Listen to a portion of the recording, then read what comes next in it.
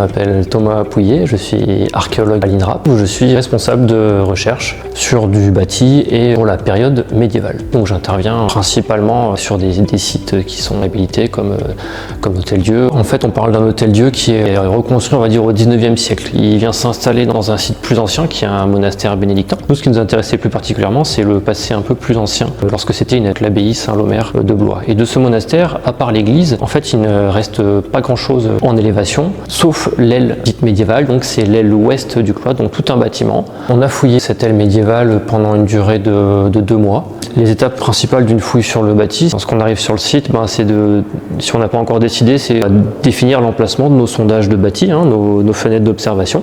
Donc ça, c'est la première étape.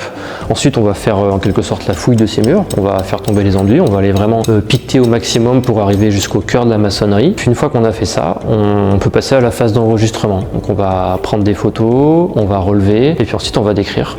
Simplement, on va écrire, on va enregistrer nos données, on appelle ça un enregistrement de la stratigraphie, donc les différents éléments qui se superposent dans le temps les uns après les autres. L'élément le plus remarquable, c'est clair, c'est la découverte des peintures murales, des enduits peints qui sont conservés à l'étage du bâtiment, dans l'angle d'une pièce. On avait déjà pu les voir en diagnostic, mais là on a pu aller encore plus loin et on a vu qu'il y avait quand même une très bonne partie de cette peinture qui était conservée dans l'angle avec un décor géométrique végétal et des couleurs flamboyantes, et puis surtout une figure avec un homme barbu qui est conservé donc dans l'angle du bâtiment. Et ça, c'était vraiment quelque chose de fort, surtout lorsqu'on a des personnages qui apparaissent sur des décors, c'est quand même assez chouette. L'outil principal, ça reste le pic.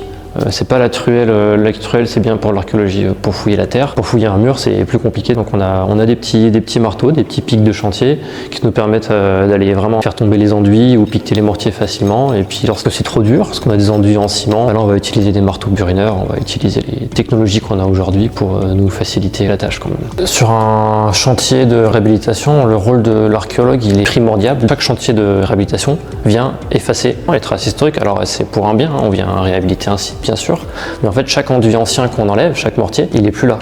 Et donc nous, notre but, c'est de garder cette trace et c'est de documenter au maximum le bâtiment avant sa transformation.